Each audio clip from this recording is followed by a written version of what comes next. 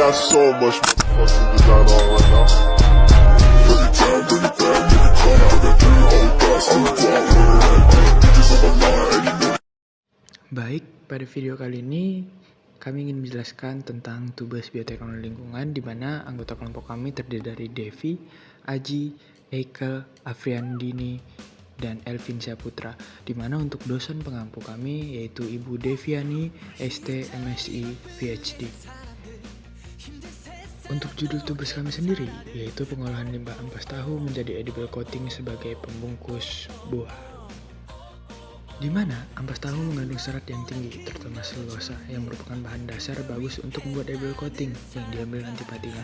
Edible coating ini merupakan lapisan tipis yang bisa dimakan, sering digunakan sebagai pengemas makan alami.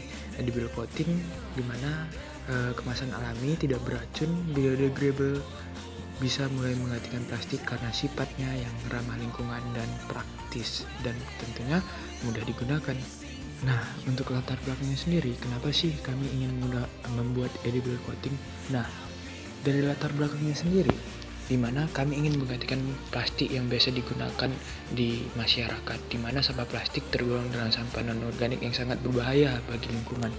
Nah, di mana proses penguraiannya itu lebih dari 1000 tahun secara alami di tanah dan 450 tahun apabila terurai di air.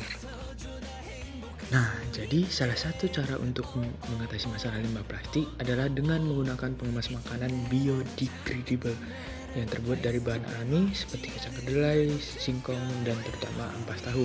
Di mana untuk pengapasan itu sendiri bisa digunakan menggunakan bahan yang biodegradable. Nah, di mana di sini kami ingin membuat edible coating di mana bisa digunakan sebagai pembungkus pangan seperti sosis, buah-buahan, sayuran segar, dan dapat memperlambat penurunan mutu dengan menahan difusi gas oksigen, karbon dioksida, dan uap air. Yang tentunya ramah bagi lingkungan dan gampang untuk dibuat. Tujuan dari tugas kami kali ini yaitu untuk mengetahui pengaruh kemasan berupa edible coating berbasis serat sebagai pengemasan, kemudian mengetahui hasil maksimal dalam proses pembuatan edible coating dari ampas tahu, kemudian mengkaji pengaruh penambahan gliser pada karakteristik edible volume dari ampas tahu, kemudian memberikan informasi bahwa ampas tahu dapat ditingkatkan nilai ekonominya selain sebagai bahan makanan ternak. Kemudian untuk tinjauan pustakanya sendiri, di mana yang pertama itu adalah edible coating adalah lapisan tipis yang dapat dimakan, di mana diterapkan pada permukaan makanan untuk meningkatkan kualitas, keamanan, dan umur simpan produk tersebut. Kemudian ada ampas tahu yang merupakan limbah yang dihasilkan dari proses pembuatan tahu yang kaya akan protein dan serat dan bisa menghasilkan padi. Untuk alat dari pembuatan edible coating ini yaitu kompor, wadah sementara, timbangan, corong stainless, botol penampung sebesar 250 ml, stiker, panci, spatula, saringan, dan blender. Dimana untuk bahan yang kita gunakan itu ada ampas tahu sebanyak 10 gram, aqua 1 liter, gliser 50 ml, asam ascorbat 5 gram, kemudian CMC 4 gram, dan untuk fungsinya sendiri seperti tertera di layar. Nah, untuk proses pembuatan sendiri itu sangat simpel. Yang pertama yaitu ampas tahu dihaluskan menggunakan blender, kemudian ampas tahu disaring menggunakan kain, kemudian diendapkan agar diambil patinya untuk dikeringkan. Kemudian yang ketiga, pati ampas tahu yang sudah kering ditimbang sebanyak 10 gram, kemudian ambil aqua 1 liter, CMC 4 gram, gliser 50 ml, dan asam ascorbat 5 gram, di mana dimasukkan ke dalam panci, kemudian dipanaskan. Nah, setelah itu dipanaskan di suhu 70 derajat Celcius. Nah, setelah selesai diaduk hingga homogen, nah kemudian edible coating siap untuk dimasukkan ke dalam botol spray. Nah, edible coating pun siap digunakan. Baik, selanjutnya kita masuk ke bagian analisis ekonomi untuk pembuatan edible coating kita. Next slide. Untuk pemasukan dan pengeluaran keuangan itu sendiri, yang pertama adalah kemampuan memproduksi per bulan, di mana yaitu 12.000 per botol. Kemudian kemampuan memproduksi per bulannya itu kalau dalam satuan kotak yaitu 800 kotak, kemudian dalam satuan box itu 25 box. Kemudian juga untuk satuan liter yaitu 20 per liternya. Kemudian selanjutnya harga jual yaitu adalah 20.000 per botol. Untuk harga ampas tahu per kilogram itu yaitu 20.000. Kemudian untuk waktu kerjanya itu 12 bulan dalam 1 tahun.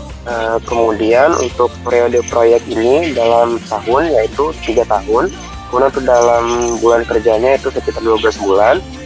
Kemudian adapun untuk output, produksi dan juga harga. Untuk produksi satu edible coating per bulan itu adalah 300.000.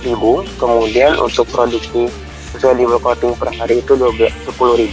Kemudian tenaga kerja untuk tenaga kerja tetap yaitu 1 orang. Kemudian untuk tenaga kerja produksi itu ada 2 orang. Kemudian untuk tenaga kerja pemasaran itu 1 orang. Selanjutnya penggunaan input dan harga. Input ampas tahu per bulan itu 300 kg per bulannya. Kemudian harga pembeli ampas tahu itu yaitu 22.000 per kilogram. Kemudian untuk suku bunga per tahun itu 12%. Selanjutnya proporsi modal yaitu ada kredit dan modal sendiri. Untuk kredit itu sekitar 70% dan untuk modal sendiri 30%. Jangka waktu kredit yang digunakan adalah 3 tahun. Selanjutnya ada biaya investasi. Untuk komponen biayanya terdiri dari perizinan, kemudian bangunan yang terdiri dari 40 satuannya dengan meter kubik, lalu ada tanah, kemudian kendaraan seperti sepeda motor dengan jumlah biaya 7.500.000.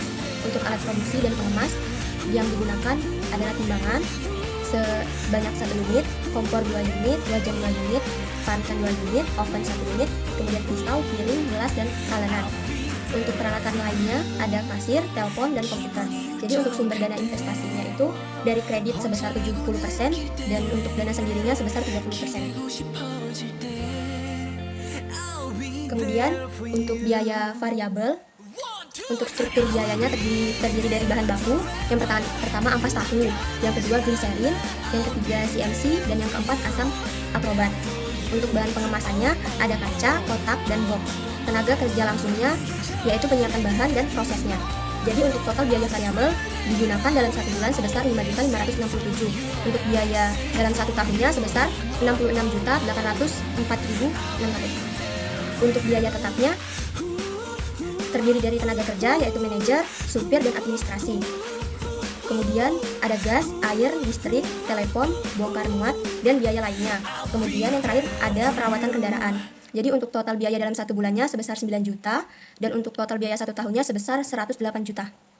Selanjutnya itu kebutuhan modal kerja. 1 biaya produksi untuk per bulan itu 14 juta sekian, per tahunnya itu 174 juta sekian. Selanjutnya itu biaya pemasarannya itu untuk per bulan itu 1 juta, untuk per tahunnya itu 12 juta. Selanjutnya itu jumlah modal kerjanya itu untuk per bulan itu 15 juta sekian, per tahunnya itu 186 juta sekian. Untuk modal kerja 1,5 bulannya itu 23 juta sekian. Untuk sumber dana modal kerja dari kreditnya itu 70%, di mana untuk per bulannya itu 16 sekian, dan dana sendirinya itu 30%, di mana untuk harga per bulannya itu 7 juta sekian. Selanjutnya itu ada proyeksi produksi dan pendapatan kotor, di mana untuk edible coating spray-nya itu untuk penjualan tahunnya itu 288 juta. Dan nilai BEP-nya itu didapat 101 juta, ditotalin 35%, RO-nya itu 54% dengan angka 101 juta sekian. Selanjutnya kita masuk ke dalam proyeksi arus kas.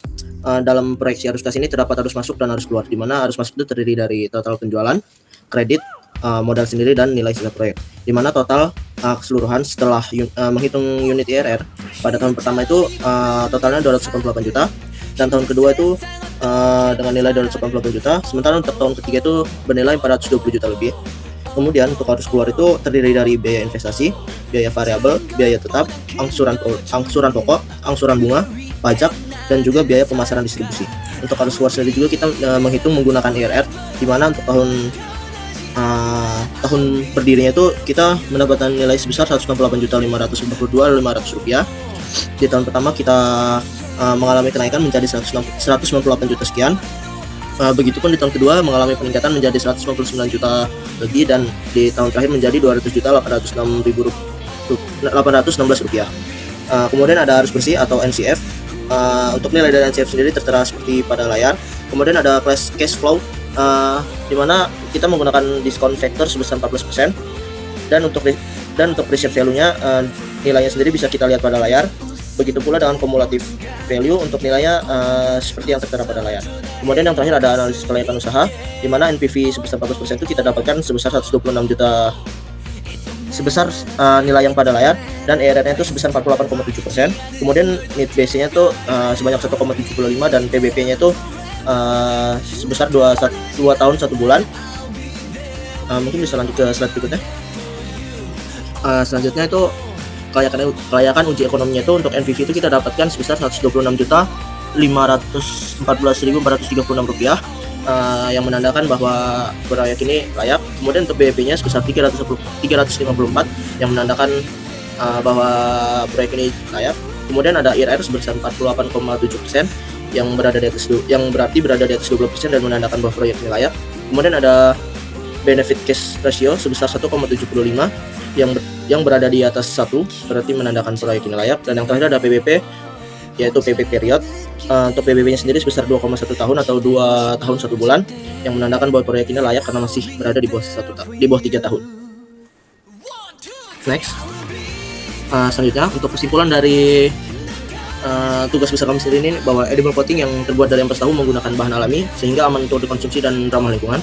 Ampas tahu yang kaya akan protein, serat, sehingga edible coating yang dihasilkan tidak hanya berfungsi sebagai pelindung tetapi juga dapat meningkatkan nilai gizi produk makanan. Dengan memanfaatkan ampas tahu, pembuatan edible coating berkontribusi pada pengurangan limbah makanan, mendukung praktik berkelanjutan dalam industri makanan. Dari segi analisis ekonomi juga, produk ini layak untuk dibuat menjadi usaha yang cukup menguntungkan. Next. Berikut adalah jurnal-jurnal yang kami gunakan dalam proses pembuatan tugas besar kami. Next. Mungkin untuk presentasi tugas besar kami cukup sekian. Kurang lebihnya kami mohon maaf. Kami akhiri. Wassalamualaikum warahmatullahi wabarakatuh.